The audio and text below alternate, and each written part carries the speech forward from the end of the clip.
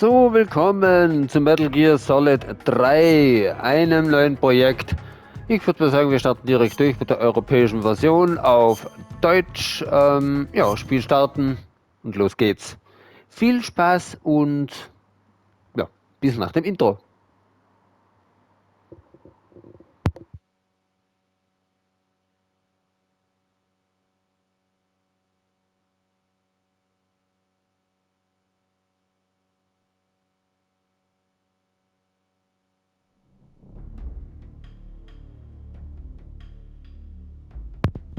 So, wir starten. Ein neues Spiel.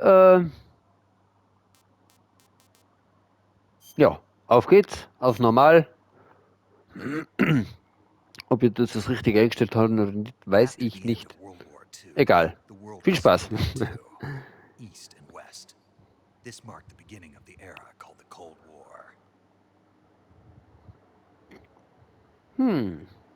Der Kalte Krieg. Okay.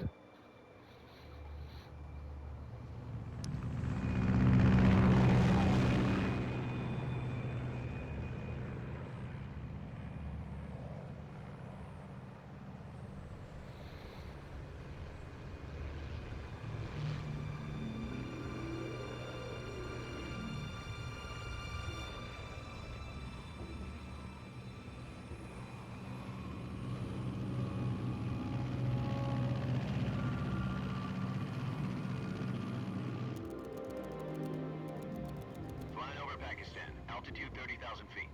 Approaching Soviet airspace. 20 minutes to drop off. Commencing internal depressurization. Equipment check. Arm main parachute. All right. You ready to go? Drop zone still showing a high pressure mass. Cav okay. Good. We've got high visibility.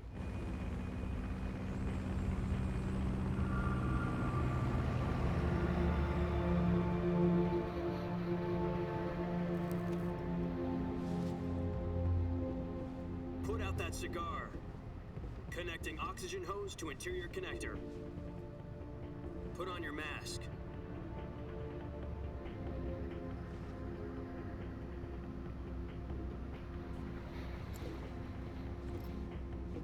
Does this panty waste know what he's doing?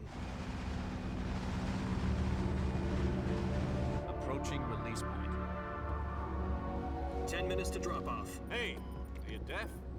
He said put out the cigar and put on your mask.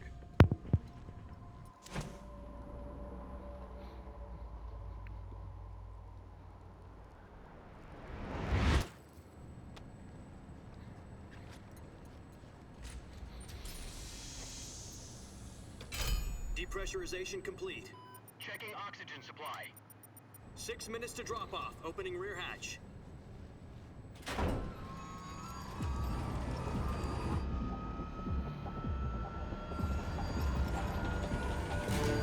Sunrise.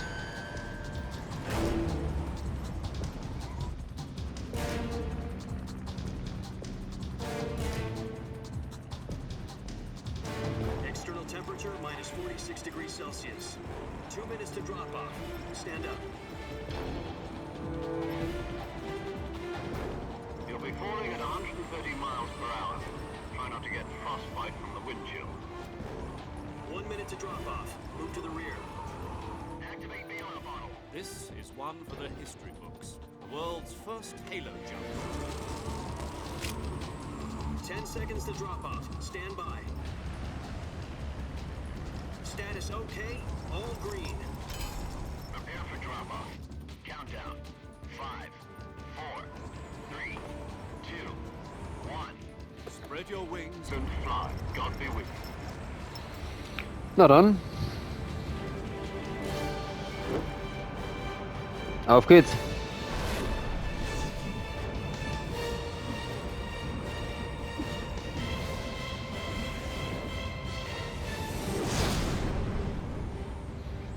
Mal schauen, wo wir landen. Wahrscheinlich mitten im Kriegsgebiet, oder? So wie es ausschaut. Oder wie es halt normal ist. Jack, I've got some important news. The head of the CIA has finally given us the green light for the virtuous mission. Virtual mission? No, the virtuous mission. The future of our Fox unit depends on it. If it succeeds, we'll be officially organized into a unit. Virtuous mission? Sounds like some kind of initiation ritual. Don't get cocky, this isn't a training arm. Right. So what exactly is this wonderful mission? Well, about 2 years ago, a certain Soviet scientist requested asylum in the West through one of our moles. His name is Nikolai Stepanovich Sokolov. He's head of the OKB 754 Design Bureau, one of the Soviets' top-secret weapon research facilities, and the East's foremost expert on weapons development. Sokolov? Isn't he that famous rocket scientist? The very same. On April the 12th, 1961, the Soviets achieved the first manned spaceflight in history. The Earth was blue, but there was no God. Well spoken. The rocket that carried Yuri Gagarin into orbit was the A-1, known as the Vostok rocket. Sokolov is said to be the man most responsible for the multi-engine cluster used in that rocket. After Gagarin's flight, Sokolov left rocket development to become the head of the newly established Design Bureau. From a lowly technician to head of a design bureau, that's quite a success story, so why'd he want to defect? It seems he'd become afraid of his own creations. Afraid? Call it a crisis of conscience. And for that, he left his country and his family behind and went over the fence? Not exactly. One of his conditions was that his family was also to be taken safely to the West.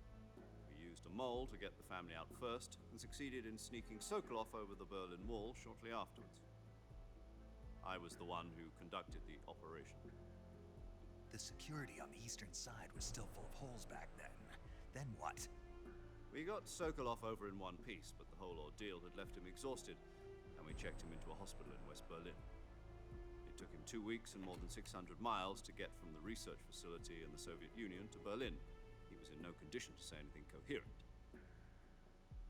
And it was only a week later that we had something much bigger on our hands. The Cuban Missile Crisis. October the 16th, 1962, President Kennedy received word that the Soviets were in the process of deploying intermediate-range ballistic missiles in Cuba. The President demanded that the Soviets dismantle and remove the missiles. At the same time, he announced a naval blockade to prevent further missile shipments from reaching Cuba. But the Soviets didn't back down, instead placing their armed forces on secondary alert. Soviet transport ships carrying missiles continued on course towards Cuba. US and Soviet forces went on alert for an all-out nuclear war. Frantic negotiations were conducted through the UN's Emergency Security Council and unofficial channels to end the hair-trigger standoff. Finally, on October the 28th, the Soviet Union agreed to remove its missiles from Cuba, and so the world avoided a nuclear holocaust. But in order to get the Soviets to pull their missiles out, we had to make a deal. You mean the one where the US agreed to remove its IRBMs from Turkey? No. The Jupiter IRBMs deployed in Turkey were obsolete, and we were going to get rid of them anyway. They had no strategic value whatsoever to either the US or the Russians. The Turkey deal was a ruse, a cover story that was fed to the other intelligence agencies around the world. So what did the Russians really want? Sokolov. They wanted us to return Sokolov. You mean the Soviets pulled out of Cuba just to get their hands on Sokolov? That's right. What the hell was he working on? At the time, we had no idea. We were running out of time. It was either give up Sokolov or risk full-scale nuclear war. In the end, we had no choice. President Kennedy gave in to Khrushchev's demand. The next day, I got Sokolov out of the hospital, handing him over to agents on the eastern side. Sokolov kept on screaming, "Save me," until he disappeared from my side. Then a month ago, we received some new information from one of our moles. About Sokolov? Yes. He was taken back to the research facility and forced to continue working on the weapon in question under KGB supervision. What's more, it's on the verge of completion. So what kind of weapon is it? Something to do with space rockets? No, missiles. Same technology. I guess you're right. We don't know the details, but it appears to be a new kind of nuclear device. For half a year now, the Soviets have been conducting frequent nuclear tests at Semipalatinsk. Something to do with the weapon, I assume. We're talking about a secret weapon so big that Khrushchev was ready to pull out of Cuba to get it back. Is Sokolov still in the facility? No, according to our intelligence, he's in Selinoyarsk, a place in the mountains about 3 miles to the west that's known as the Virgin Cliffs. The Virgin Cliffs. Nice name for a virtuous mission. They moved him there just recently. Why? Apparently, they're conducting a field test of the weapon, but it's our best chance to get him back. This mission would never have been possible if he was still in the research facility. This is our last chance. Sokolov must have known that too when he contacted us.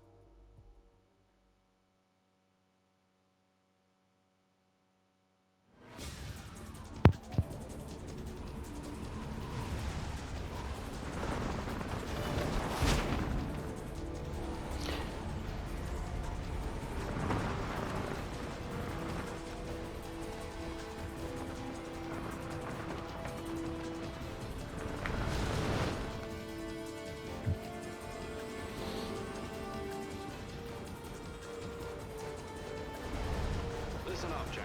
Your mission is to infiltrate Selinoyarsk in the Soviet mountains, ensure the safety of Sokolov, and bring him back to the west.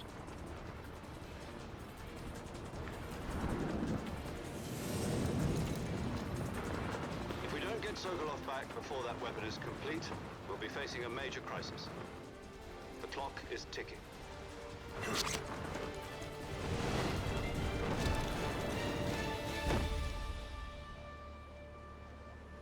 Once we've confirmed the rescue of Sokolov, stand by at the recovery point.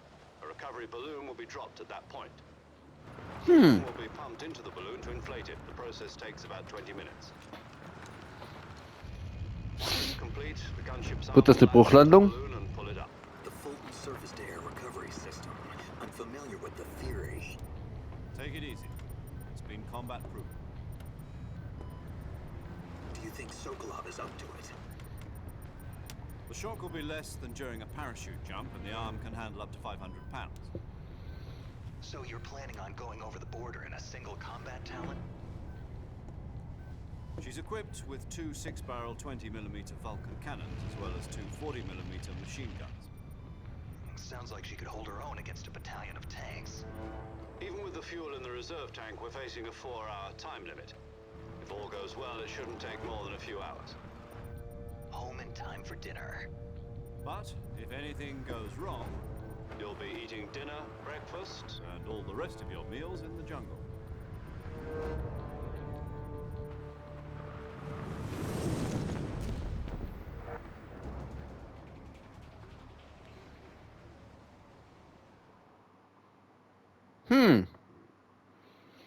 Das ist schon fast eine Folge lang jetzt, das Intro.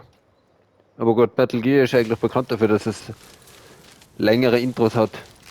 Ich glaube, das ist das eine Metal Gear, was seit längerem schon auf meinem Kanal ist, ja glaube ich auch so gewesen. Ich kann mich jetzt nicht mehr so daran erinnern. Aber egal, ein paar Minuten machen wir noch. Und dann machen wir beim nächsten Mal dann noch weiter.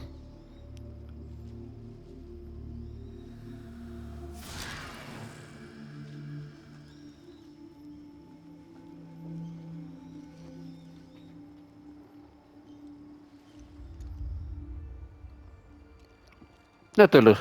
Mitten im Dschungel. Und was für ein Dschungel.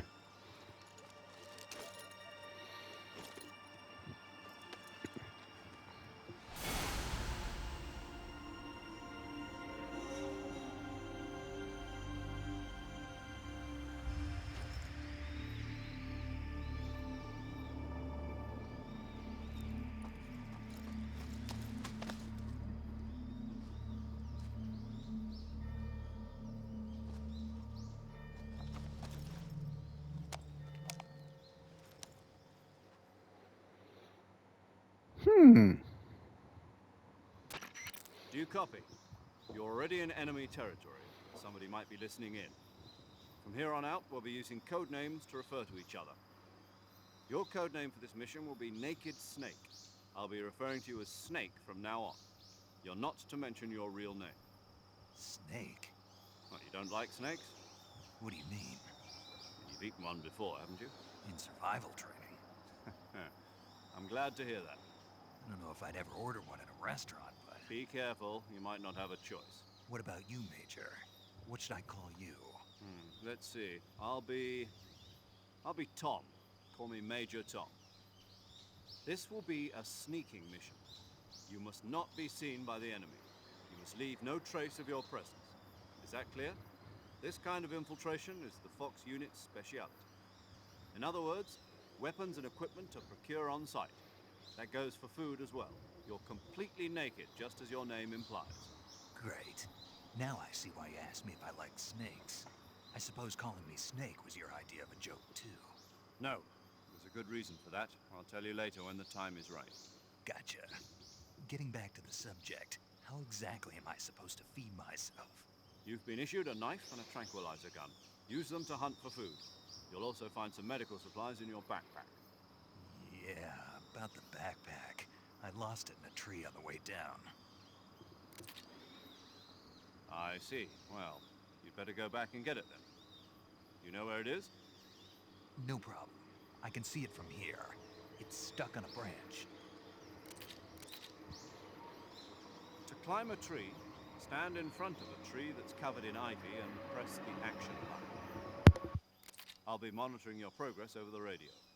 We can't risk violating Soviet airspace, but I'll be in the gunship. My frequency is 140.85. I'll give you a call if I need to talk to you. If you need to talk to me, use the send function.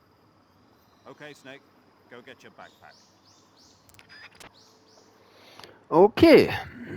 Aber ich würde mal sagen, das machen wir beim nächsten Mal. Denn, ja, das Intro ist doch überraschend lange gewesen, so jetzt einmal. Ja, mit anderen Worten, die Folge würde ich doch mal ganz gerne als abgeschlossen bezeichnen und ja, hoffen, dass ihr natürlich ein bisschen Support da lassen könntet in Form von Däumchen, von Kommentaren sowie Abos. Ist natürlich keinerlei Pflicht, aber mich würde es freuen. Also in diesem Sinne, ich wünsche euch was. Viel Spaß damit und bis zum nächsten Mal. Tschüss.